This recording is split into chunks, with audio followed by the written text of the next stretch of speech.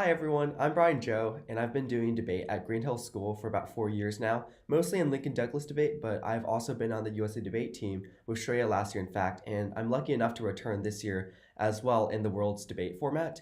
Today I'll be talking a bit about critiques, which is a type of argument that is mostly run in LDM policy, but also has some implications in terms of how you think about arguments and generate new rebuttal information as well as perspectives in world's debate as well. So with that, let's just start with what a critique is.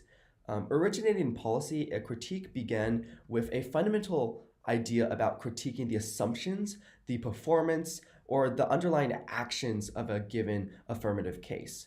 Most of the time, they run as off case arguments on the negative, nothing to be scared of, just like another simple argument. But essentially, they criticize certain assumptions that are made by the other team that are false, irreversible, damaging in some way. And I know it seems rather complex, but really you can think of it as a counterplan and a dissad combined in one, right? The fundamental structure of a critique is one with mainly three or so functions. Firstly, you have the link, which is what gets you from the plan to the critique. This is rather self-explanatory. It's just like a link to the dissad. Then you have the implications or the impact, which are reasons why the link matters in the critique. And then you have the alternative, which is kind of like the counterplan text or the alternative sort of status quo measure, a positing of a different route or method that the affirmative takes and an ability to have perhaps even just simple rejection of what the affirmative is falling into the criticism of. So a good example of this could be different types of critiques, like the assumption critique, where a critique attacks the assumptions of the opponent. For instance, like when the negative reads a realism or security critique, which is fundamentally just reasons why the representations of the affirmative case, especially with the affirmative is talking about like nuclear war or tensions with another country, reasons why that construction of a threat or how the affirmative goes about in assuming the role of other countries as aggressive or evil and why that assumption is bad itself. So oftentimes that will be an alternative, like we should reject the securitized instances of the 1AC, or some more like vaguish alternative, like, embracing some deconstruction of the law or securitization. A lot of fancy words that are oftentimes meant to confuse you, but in reality just break down to a few simple concepts. So today I do want to talk a bit more about the types of critiques, but also the ability and how we want to answer them. The reason why I really like critiques is because first and foremost, they teach you a different perspective to think about the world and understand it, to understand your relationship to different things like different identities, different arguments, and different worldviews, essentially, that can help you generate new arguments. This is why I think critiques are actually really applicable to not only just your real world life, but also to other formats like world's debates. So for instance, I oftentimes read critiques about identity-based politics. So one of my favorites is Afro-pessimism, which basically posits a theory of the world that theorizes slavery as something is an ongoing force, where we have had Jim Crow to the prison industrial complex to different forms of neo-colonialism and neo-imperialism that have simply led to the subjugation of Black bodies in particular. And this kind of framing of how you think about the world allows you to consider how different affirmatives and different actions play into a broader system of anti-Blackness and racism, so that when you have a world's motion like this house would ban guns or something else of that similar sort, which is more seemingly one-sided from a particular perspective, especially if you are in like a liberal echo chamber, as debate commonly is, you can kind of think about this from a different perspective, right?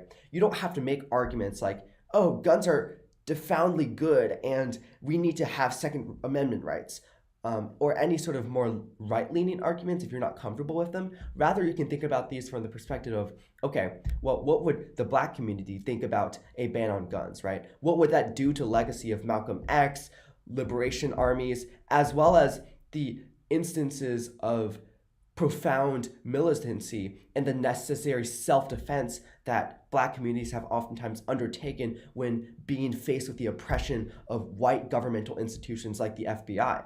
All of these allow you to come up with different arguments from different perspectives.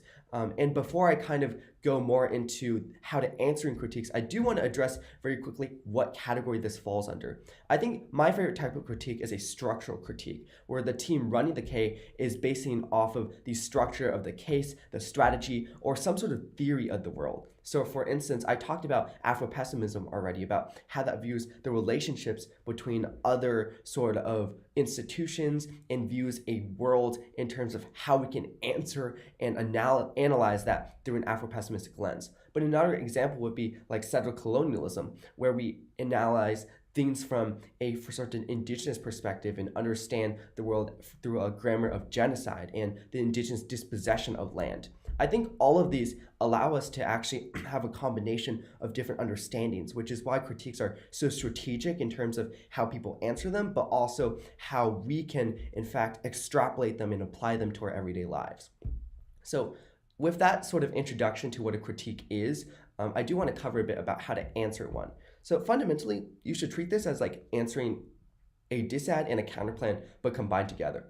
The reason why a critique can be kind of thought of as a disad as a counterplan is because oftentimes the alternative generates uniqueness for the links. What I mean by that is if you just have like a capitalism critique and your link is, well, the AF is capitalist, fundamentally, if you're defending the status quo, there's no unique offense for why the AF is capitalist because the status quo is obviously capitalist as well. So the alternative of, for instance, just rejecting capitalism or endorsing the communist hypothesis or any sort of reason to move away from capitalism allows you to set up unique offense. And now the AF is capitalist, but the alternative is not. So thinking about it from a lens of counterplan and disad, how would you apply answers from those types of arguments to a critique? Well, first, you can start with things at the link level, right, of the critique. You can apply things from answering disads like no link, a link turn, uniqueness overwhelms the link, all of these sort of things that can answer the fundamental reasons why the AF links to the critique. On the impact level, you can also apply some arguments from answering disads as well. For instance, you can talk about how there's no impact, or you can even impact turn this. Oftentimes, this is an underutilized strategy because generic critiques like capitalism oftentimes have a very good grounding for why the impact may be good, like capitalism in terms of economic growth, cycles of prosperity, and increasing the general wealth and prosperity of the world overall. On the level of the alternative, you can apply some answers that you would generally make to counterplans, namely permutations in terms of do both, or a double bind permutation where you say permutation do the alternative in all other instances, where A, the alternative resolves any sort of residual links because the size of the link is obviously outweighed by the ability for the alternative to solve capitalism overall, or B, there's just too little alt solvency and the link itself is non-unique because the alternative cannot resolve or generate uniqueness for the links either. On the level alternative, you can also look for disads to the alternative for some reason, like why endorsing the communist hypothesis has led to revolutionary violence, has led to more societal instability, and reasons why it causes transition wars, or reasons why the alternative is bad, independent of the affirmative case. All of these allow you to couple together different sort of arguments to generate offense on a critique, and oftentimes give you different strategic options in the TOER especially. With all of these sorts of approaches, you can not only answer critiques, but also understand them as a way to think about the world and try to analyze that from a different perspective. So in the future, either if you're running critiques or hitting one in round, I encourage you to think about that from that specific perspective and then really ask yourself, what is my relationship to this critique? What is the relationship of the 1AC to the critique? And how do I fundamentally approach this from a different worldview? I think that's what the beauty of critiques are, and I hope you do as well. Thank you.